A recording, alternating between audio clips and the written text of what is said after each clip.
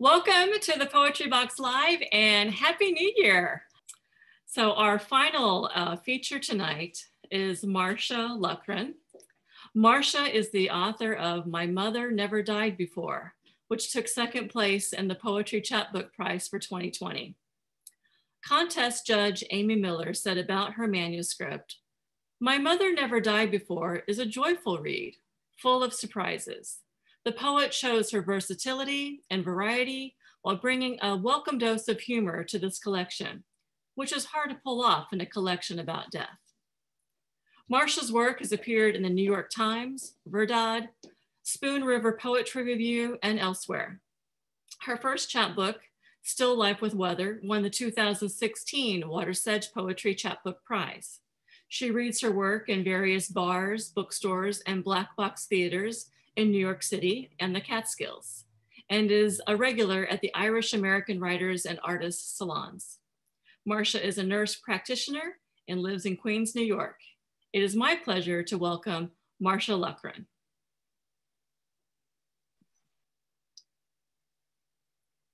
Phone calls. There's a specific time of day, not a time exactly, more like a pause, after the second cup of coffee, before I get dressed and go to work. I could be paying the phone bill or folding the laundry. I feel like calling my mother. Nothing urgent, more like I have nothing to say. And she was always the best at listening to nothing. All the nothings that happen in a day.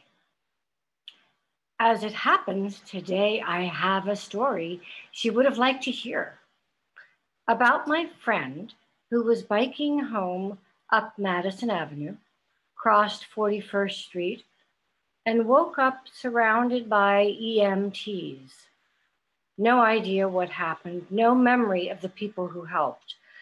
He lay on a stretcher in the ER for hours, immobilized in a neck brace, listening to the man on the left withdrawing from heroin and the man on the right who had mixed up his meds, both of them frequent flyers, neither of them visible to my friend, who couldn't move his head.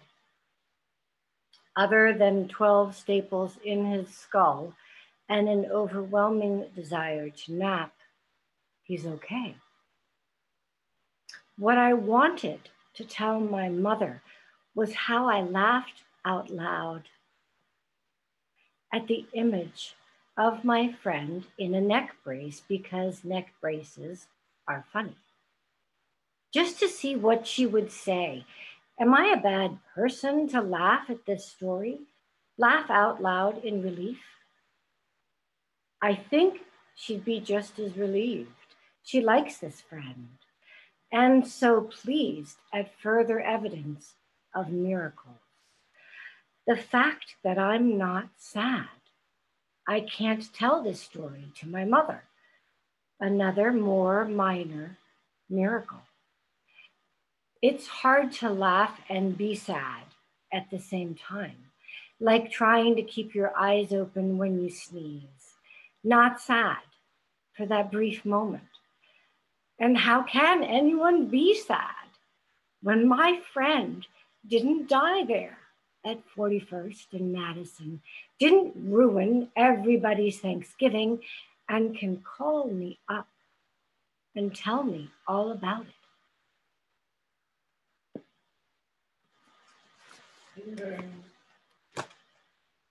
I hope I'm not muted. It's like reading in a library, you have no idea. Literally, it's complete silence. Shawn, thank you. Poetry Box Live. It's like the 1920s radio shows. I just love it. It's so great.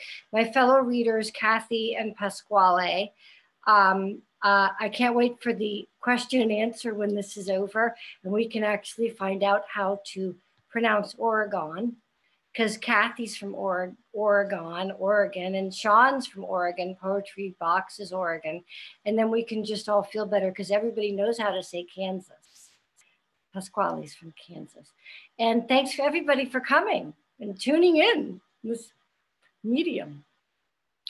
My next poem, it's from my book, My Mother Never Died Before, available from thepoetrybox.com, also my website. You can go to the chat and order it if you don't have a copy. This is called Differences of Opinion. If there is a heaven, which my mother said there wasn't, she is there, arguing with her mother about the color of the kitchen. If there is a heaven, you get to decorate it the way you want. And in our family, kitchens are yellow. But yellow is a wide road. Betsy, too bright, says my grandmother. It's not a New York taxi. Gran's already joined the country club, started a local chapter of colonial dames, put my mother's name on every list. You'll get in, she says. For Gran, kitchens are for sit-down breakfast, matching saucers, egg cups, milk in a bone china jug.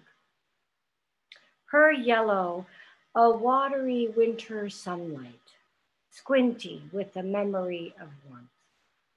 My mother, butter and popcorn, a 3-year-old's drawing of the sun, dandelions, daffodils. Odd they are fighting about color. They both had macular degeneration the last 10 years of their lives. Faces, edges, gone. Only color remained. Color kept them going. They had color in common.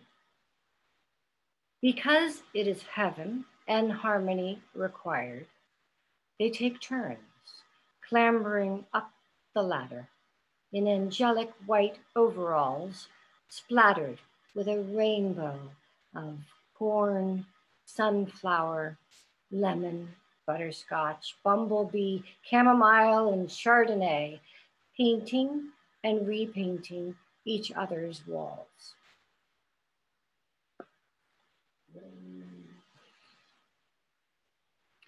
I thought we'd take a break from my mother and copy Pasquale. I think everybody's been writing about the pandemic. Even if you're not a writer, you've been writing about the pandemic. So I have a pandemic poem. This is called Late Pandemic, and it was from January 2nd, 2021, which feels like a long time ago, I know, but it was actually less than a week. Late Pandemic. A block away feels like spring, grackles grackling, sparrows caught sunbathing on the wrought iron rails of the front gate. Here by the river, the wind won't let us forget it's January, people, not out of the woods yet. A clean, fresh wind, sun at its back like an Irish prayer for the new year. On the way home, a stranger gives me the weather report, and my neighbors show off their pandemic baby. She must be 8 months old by now, unafraid of my masked face, cooing over the stroller. The only full-featured faces she's known, her parents and her own.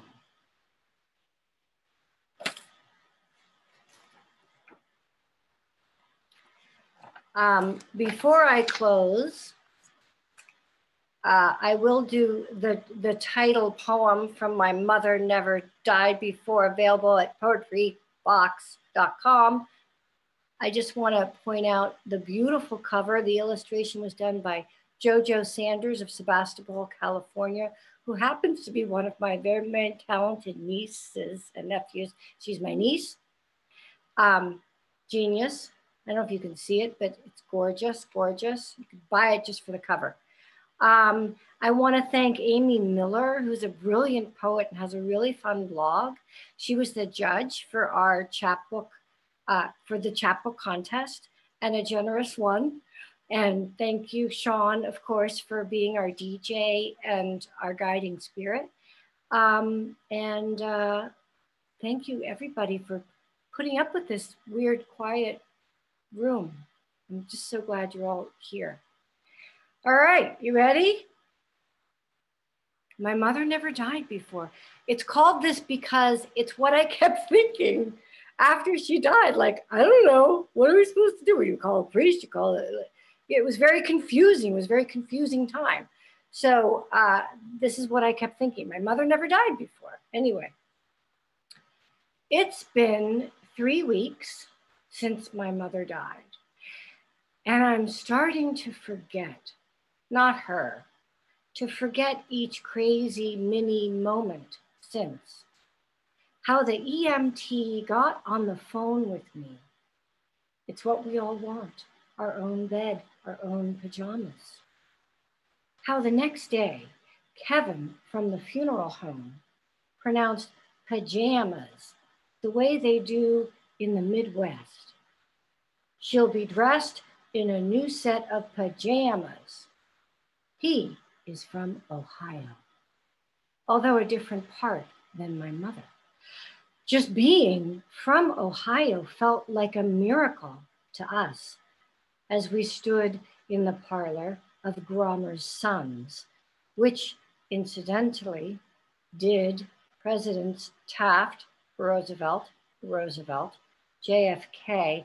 Then I stopped listening because we walked into a room full of coffins, thoughtfully laid out like new cars, angled to imagine an exciting journey in comfort and safety, some open to white quilted interiors, some closed to accentuate a glossy finish. I kept saying, ugh, ugh, ugh, as we passed through, which was probably rude. But Kevin never blinked. He is a professional.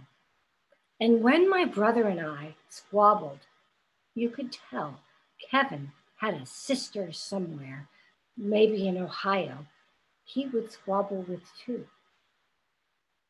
Walking towards the urn display, my father spied a tasteful wooden box holding tissues. She'd love that one, he said. Even Kevin laughed. It made looking at the urns easy. I was surprised how simple. I'd imagined a Grecian vase with curvatures and animals in blue cavorting, not these plain wooden containers, bigger than a toaster, smaller than a bread box. We picked one and wandered out, making small talk about the renovations. I want to remember the scraps of things, what people say, offerings, a patchwork quilt to comfort us, moments of incredulity. This is happening. My mother has died. The event I have been dreading and preparing for, imagining the possibility, possibly since I was born. Here is how it felt to get the news. Like the boat I had been sailing thudded into a dock. Like I stepped onto the pier and held the stillness of land after a long time afloat. My sea legs stopped rocking. Maybe because the cord that had been gently, persistently tugging me along, pulling me over the ocean, the cord that yanked me into the world has been cut. Thank you so much. Thank you.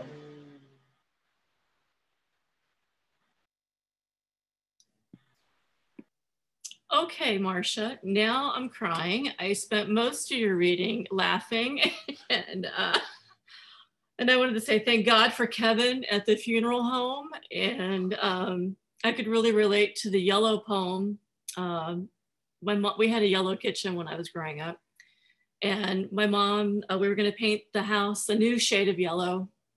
And I came home from school and she was really upset because she kept screaming that the house looked like the yellow of the stripe that goes down the highway, kind of like that school bus orange, so that, you know, and so that yellow poem gets me every time.